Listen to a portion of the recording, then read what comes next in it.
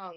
Mm. I got my Brazilian butt lift around 19 years of age. So from there, it was just, yeah, it was So, constant. first Like, of I all, wanted you're to do. thinking of a 19-year-old, and you could afford that at 19?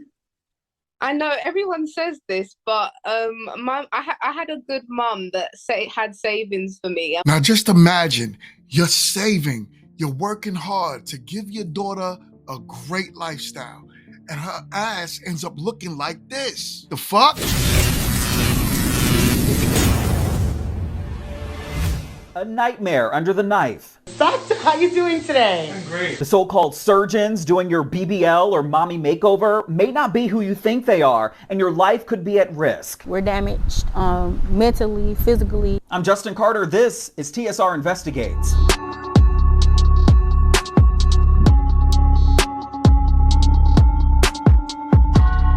Let's talk about Brazilian butt lifts, or BBLs for short. It is one of the riskiest surgeries out there, according to some doctors that I spoke to, with one of the highest mortality rates of any surgery in any discipline. Yet thousands of women and men continue to go under the knife for the perfect butt, especially Black women.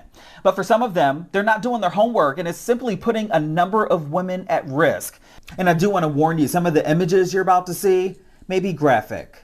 I'm a mother of 4, so I kind of like wanted to just change the appearance of my stomach, add a little bit more fat to my hips, contour my body just a little bit. So Tavy Porterfield, she booked her appointment for her BBL and liposuction procedure last September at Goals Plastic Surgery in Atlanta. And my name is Tavy. She was so excited about it, she became a brand ambassador for Goals. They recorded her procedure, even posted it on Instagram. See, Dr. Lyons is holding his cannula, guys, which is connected into this extremely powerful vacuum right over here, and this vacuum is actually removing all of that excess fat, or what I like to call, guys, here at Goals, liquid gold. What Tavy didn't foresee is her results nearly 5 months later. Once the swelling got to going down, I got to seeing like deformation of like my stomach. I started getting extra dents and lumps in my hips. She says she paid $11,500 and only saw her doctor day of surgery. She wanted a corrective procedure, but she was told that she'd have to pay more money to get it done. I had uneven lipo and I had fibrosis. That's the pain where it has the lumps that's in the stomach, and the areas that had lipo had to be rubbed out. The fluid had to be drained. What's going on, YouTube? Today I got another reaction video for you. This one is about the BBL pandemic that's happening in the United States. I feel it's very important that we continue to touch on this story, because the more and more that women seems to be unalived by these doctors, the more and more women tend to go out and get this surgery. So this is why I'm trying to say, men, it's time for us to chime in. It's time for us to really talk about how you feel about the BBL, because a lot of women say it's because of men they're out there risking their lives for the male gaze or for the male satisfaction, and we really need to talk about this. Let's get into the video. As we know, women with a slim waist and those big asses are still in style. Many who aren't naturally gifted with a bigger backside can pay for it though and get a Brazilian butt lift. Although the look is very popular, one woman says she wishes she could turn back time and reverse her choice. Tonight, she tells me why she regrets getting the procedure done. It's our understanding that you have had the Brazilian butt lift, and 6 years later, you're not satisfied. So what's the problem?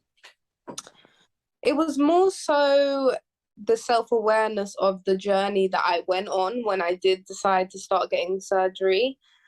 I was very much consumed in trying to feel better about myself, not knowing that it was a mindset thing rather than a physical thing. And it had me doing a lot of surgeries, a lot of consultations, because as well as the Brazilian butt lift, I also got breast implants. And this was all very young.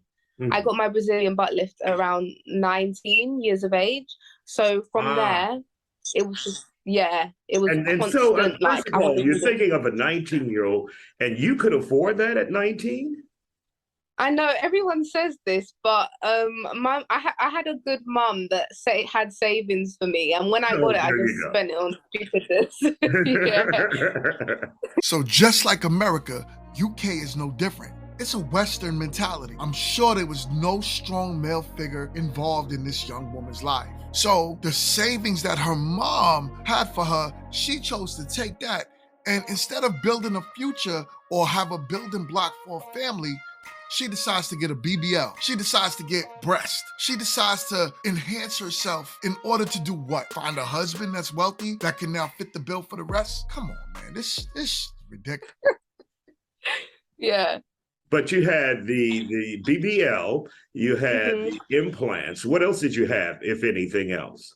It was just that for now, but I had a lot of consultations for new things. That's when I had to step back and be like, this is a lot. And a surgeon actually said to me one time when I went for a second BBL consultation that I don't know why you're here. Like, you don't need me to operate on you. As much as I can take your money and do that, there's no reason for me to do that. So, yeah. So at this point, 6 years later, do you regret it or do you want to continue that journey? I regret it. If I'm being 100% honest, I regret it. I wish I never done it. It took me into a mind state where I'm constantly self-conscious now. I'm working on it now, but it's just a level of insecurity that one can't understand until you go into that. It's a constant quick fix mindset. I need to do this. Oh, this doesn't match this. Oh, but what about this? Oh, this is the new thing. And it's like, if you continue on going into the trends of what the new thing is, you just lose your identity. You're constantly chasing something that really doesn't exist, really. And so when did you come to the realization that this was something I was doing that I shouldn't have done? Did you go to counseling after that and follow up with a counselor? The realization is when you have the come down of your surgeries. So I say it's the come down. You have a surgery, it's like a drug. You take a hit, you enjoy it for some months. For some people, it could be years. Some people, it's weeks. And it's then you're just angry. You don't like it. You want something new. You want to do. So that's when I was just like, when I had that mind frame, that's when I was like, no, something's wrong. Like, now just imagine you're saving, you're working hard to give your daughter a great lifestyle, and her ass ends up looking like this. The fuck? A warning tonight from a woman who was paralyzed after cosmetic surgery. She ended up in a wheelchair, and now she's not only taking on the doctor who performed that surgery, but also the center and the post-operation hotel they put her in. Rebecca Lopez reports. Rolanda Hutton will never walk again. It's very traumatic. It's like you never think about not being able to walk. She ended up in a wheelchair after she had a Brazilian butt lift at the Dallas Plastic Surgery Institute. When I first woke up, they were asking me to move, and I couldn't feel my legs. We first told you her story back in November 2017. Then she sued the doctor who performed the surgery. But now she and her lawyer have amended the lawsuit to include other doctors who perform surgeries at the Institute and the Cloister, which is a post-operation hotel run by the same doctors who do the surgeries. They send patients there for recovery. First at 6, an Indianapolis woman is dead after traveling to the Dominican Republic for plastic surgery. It is a growing trend. U.S. citizens leaving the country to get those procedures. And WRTV's Adam Schoombs and photojournalist Paul Chiodo have been working this week to try to find out what went wrong in the Dominican Republic. With a heavy heart, Sheree Terry reflects on the life of her twin sister. And she went to go get her body done in a DR.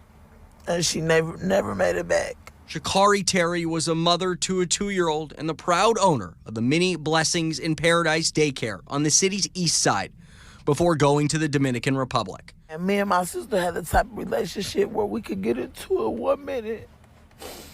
And then right after that, we'll be back friends and talk. And so I knew someone right. I felt it in my heart. And I've been just trying to get help. This wasn't Sha'Carri's first surgery this year. She posted on her Facebook back in February that she got surgery. Her family says it was a gastric sleeve surgery that she got in Mexico. Just a few months later, on April 11th, her family says Sha'Carri went with her friend Carlisha Williams to the Dominican Republic. Well, baby, you see how she's boxing right now? We're gonna get that all fixed up and we're gonna turn her to Kim K. This is where the magic happens. This is where the actual snatching occurs. We're taking that fat that I told you guys about from the gut area, and we're actually stuffing it in the actual ass. It's a beautiful process. You guys are doing a great job. It is imperative that you guys work out after your procedure. This does not prevent working out. Also, come here. I'm so sure about this that if you don't get pregnant by your favorite baller or athlete in the first 6 to 12 months after post-op, money back guarantee.